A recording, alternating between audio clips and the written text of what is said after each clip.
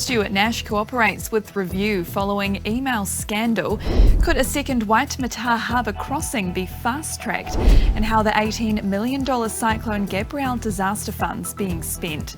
Te Mārie, I'm Sherry Kinnear, and these are the latest New Zealand Herald headlines. Playing outside the rules has led to a fully fledged review of Stuart Nash's talks with donors.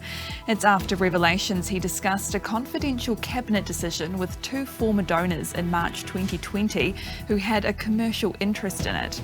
Nash has apologised and is cooperating with the review, which should take 2 months.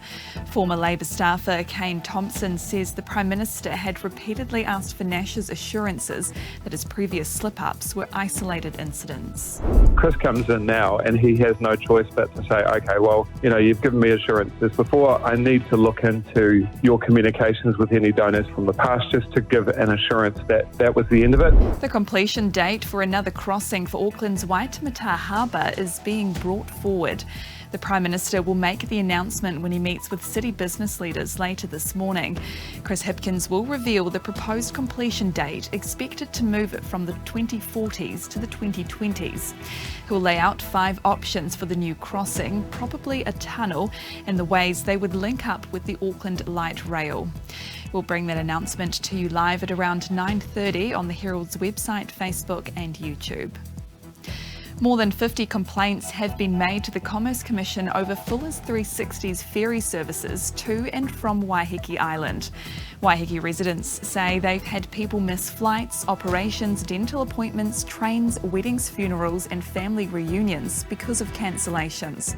Fuller's 360 is blaming the government, explaining the national shortage of marine crew in New Zealand has been impacting operators across the country for some time. It says it hasn't been approached by the Commerce Commission about the complaints. Helping Wairoa residents get back on their feet is the first big-ticket spend of the Red Cross New Zealand Disaster Fund. Of the nearly $18 million raised, just $1.9 million, or just under 11%, has been spent since Cyclone Gabrielle hit early last month.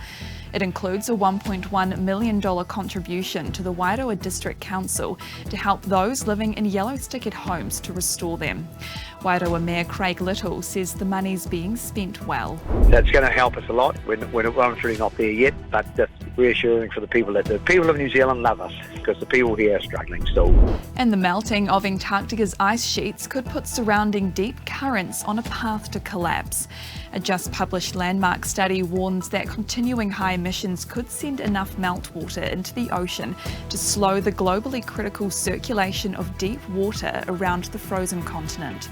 Such changes would profoundly alter ocean overturning of heat, fresh water, oxygen, carbon and nutrients, with impacts felt for centuries to come. And those are the latest New Zealand Herald headlines. Now, I'll be away for a few weeks overseas back in late April, but the bulletin will continue. So to stay up to date, just head to nzherald.co.nz.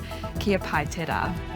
Thanks for checking out our YouTube channel. To stay up to date with all the latest news from the New Zealand Herald, click the subscribe button below or check out one of the videos here, and head over to nzherald.co.nz for more details on these stories and more.